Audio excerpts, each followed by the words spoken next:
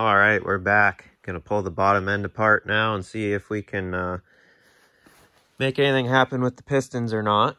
Just gonna go gentle and you know, easy with it. Take our time, hopefully not screw anything up. I obviously got her flipped upside down. That was a fun time in itself.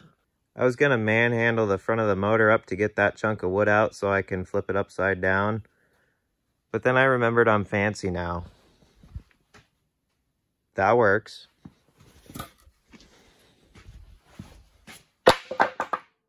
So we'll just start by taking the oil pump off, getting that out of the way, start you know, loosening main caps, rod caps, and we'll try and get the crank out and work every rod out of the way, hopefully, and then just let them all lay in there after the crank's out of the way and go from there.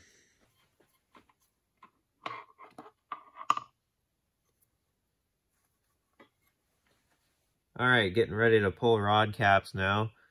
You see this on a lot of old motors. There's a secondary, really thin nut that goes over the top of the main nut, and it's kind of a safety type deal. Just something they did back in the day. Kind of a neat idea, but just pull them off first, and they're just little things like that. And then we'll start pulling all these. All right, first one here in the back. We'll pull her off, see what it looks like.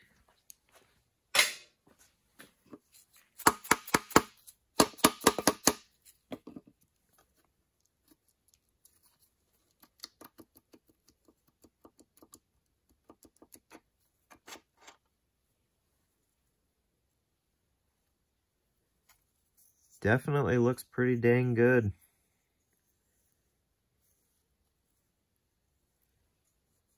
Yeah, that looks really good. And I'm not sure if it's been apart before or these are from original assembly or what, but every cap and rod has been number stamped with a punch, which is normally a good practice and generally what people do when you tear one apart. That way you can match everything the order that it was. I mean, this side you want with this side, not flipped around this way. So that's just something to pay attention to. But so far this bearing looks really good, crank looks good, so we'll just work our way through and pull them all, lay them all out in order. All right, I went through and pulled all the caps that I can get off, all but two here, this one and this one, and I can't get to this nut or this one without rotating it over a little bit. I notice these are free in the cylinders. All the ones that I've taken off are free in the cylinder, so it's either this one or this one giving me the trouble. So I tried rotating it. It'll budge a little bit, but not much. So I'm gonna go ahead and pull the main caps off. But before we start messing with that and, you know, lifting the crank up and out, here's a trick I was taught as far as these rod bolts go. Just stick a hose over each one. That way when you're pulling your crank up and out, you don't scratch your journal all up with the bolts. So just gonna go all through them and stick a hose on each one. Kind of like that, all the way through. And then we'll try and lift this crank out of here. Pull the first one off here. If you see, they've got arrows that point forward so you don't lose place of which direction. Everything looks really good. So that's pretty promising. Just put these here like so. And then two more to go. Well, normally you can rotate them just right and not get any of the pistons out of the cylinders, and you can get the crank out. But because we're fighting this one that's seized in there, all the other ones are free. It's this one that's fighting. So I think where I've gone a little bit too far on this one, and it came out no issue. It doesn't look like it messed with the rings at all. So I'm going to go through and clean up the very tops of each cylinder, get the carbon off, just to give the rings a good chance to come out of there trouble-free. And we'll go ahead and knock out everything we can. That way we're only dealing with one, and we should be able to get the crank out after that. And then we can work on getting that one freed up. So I'll just get in here and clean this carbon and whatnot off of the very top of the cylinder so the rings don't hang up on it.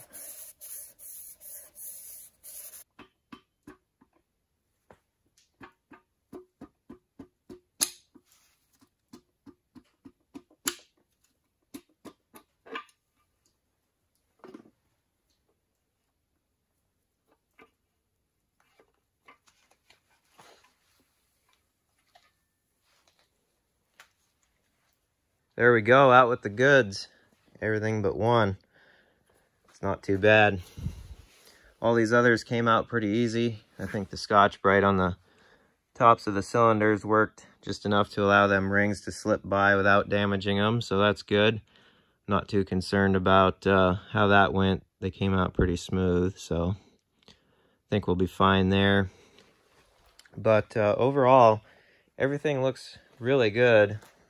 It's just this one hanging us up.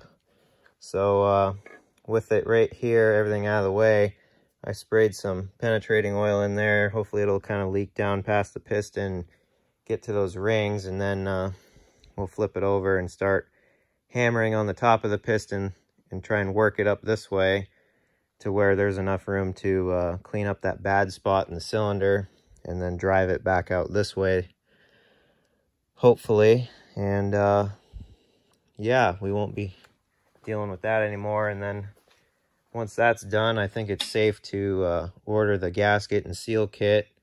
It's like $300, a little more spendy for this because it's, you know, an old rare big motor, but at least they make one. But yeah, we'll get that thing out, get the cam out, lifters, all that good stuff, clean everything up. But looking good so far. Got everything laid out over here, and you know, bearings just look great, so I see no real concern with everything else. So gonna give this some time to soak again, give us a good decent shot at getting that out. But at least we're this much closer, and yeah, I'll let that thing soak and we'll get back after it. But until then, we'll call this one an episode. And yeah, appreciate you guys watching. Be sure to like and subscribe if you love seeing this stuff. And until the next one, we'll see you later.